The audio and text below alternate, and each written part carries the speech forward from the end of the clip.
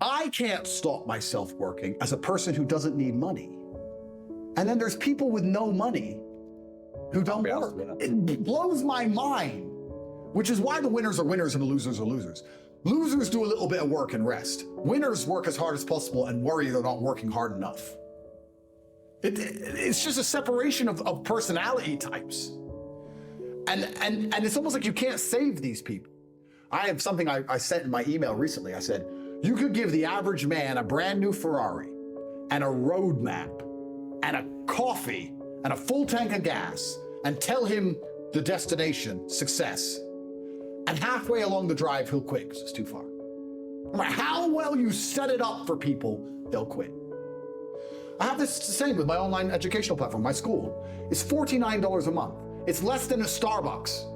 And I will teach you how to make money online. You can escape the matrix, you can get out through the hole before it closes, you can be geographically free, you can live in Thailand, you can make money from your computer. It costs $49, you have absolutely nothing to lose. I made it cheap enough for everybody to be able to join. And people will sit there and go, and then put on Netflix. What more? I've given you a Ferrari, a full tank of gas, I've given you the latte, I've given you a roadmap. I'm giving you a hot girl to sit next to you and play songs, do selfies. I'm giving you everything. Just drive the car. No, yeah, it's far. I don't have motivation. Do. You're a loser. You are a loser. If you do not win, you lose. What do you call someone who loses? A loser. That is an underused word. Loser. My brother and I use it all the time. This person thinks this. He's a loser. What do you mean he's a loser? Look at him. He's a loser. He lost. Name a competition. I beat him at anything. Uno, marbles, a fight to the death. You name it. I'll decimate this loser. Oh, he thinks I'm a human trafficker. Oh, hey, with the loser. Give a shit. He's a loser. But I think life is actually pretty simple. There's action and reaction. There's cause and effect. There's brave people and there's cowards. A lot of people are self-interested.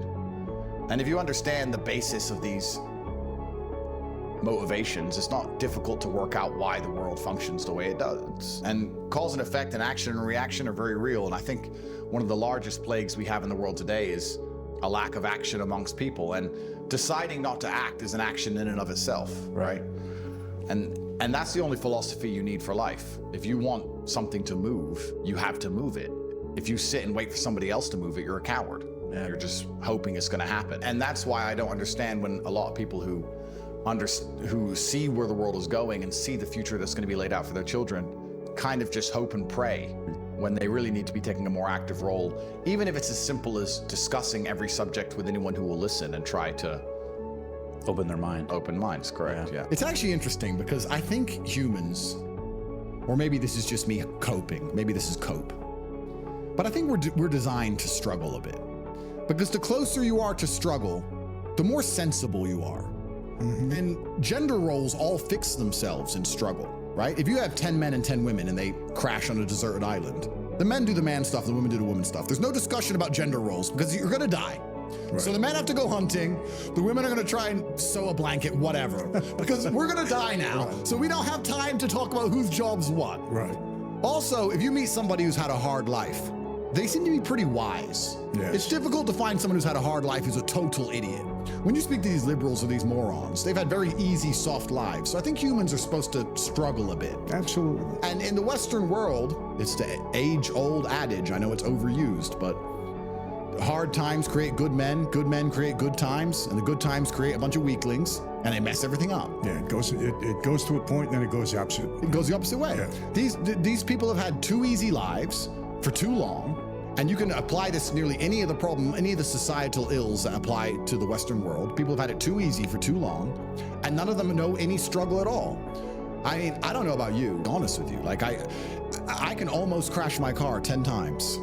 And I only slow down when I hit the tree. That's just how I am. Like, I think that inside of the human psyche, sometimes you need to be shocked. You need to be hammered with something. That's just how it goes. Because until then, you're like, maybe I'll keep it in mind. Yeah, well, I got away with it. But when you finally learn your lesson, right? But there's a lot of these people out there who aren't being taught any lessons at all.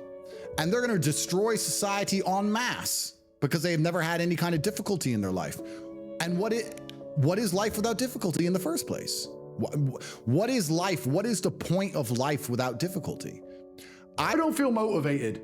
Newsflash, neither do I sometimes. You're not gonna always feel like doing it. You have to do it anyway because it's your duty to do it because you don't want to be a fucking loser. That's the whole point. If you felt like doing it all the time, then there would be no magic to it. The magic is that you do it regardless of how you feel.